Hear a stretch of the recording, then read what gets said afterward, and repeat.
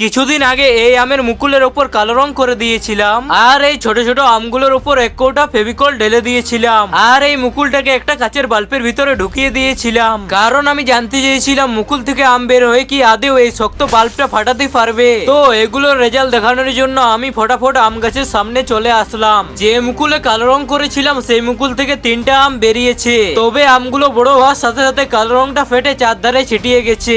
আর যে মুকুলটাকে কাচের বাল্বের ভিতরে ঢুকিয়েছিলাম সেই মুকুল থেকে 4টা আম বের হয়েছিল। আর কিছুদিন পর এসেই দেখি আমগুলো বড় হতে হতে কাচের বাল্বটি ফাটিয়ে দিয়েছে, আর 4টা আমের মধ্যে 2টো আম আছে। আর এই ছোট ছোট আমগুলোর উপরে যে এক কৌটা ফেভিকল ঢেলে দিয়েছিলাম সেগুলোর মধ্যে অনেক আম গাছ থেকে খসে পড়ে গেছে, আবার অনেকগুলো পচেও গেছে। তবে বেঁচে থাকা আমগুলোর উপর ফেভিকলের একটা শক্ত লেয়ার তৈরি হয়ে গেছে, কিন্তু যে আমগুলোকে আমি গোল কেন আর লোহার জালের মধ্যে ঢুকিয়েছিলাম সেগুলো একদম টাইট হয়ে গেছে। দেখা যাক আমগুলো কি পারবে এই লোহা ফাটিয়ে বের হতে। তো পার্ট 3 ভিডিও দেখার জন্য এখনই লাইক আর সাবস্ক্রাইব করে রাখুন।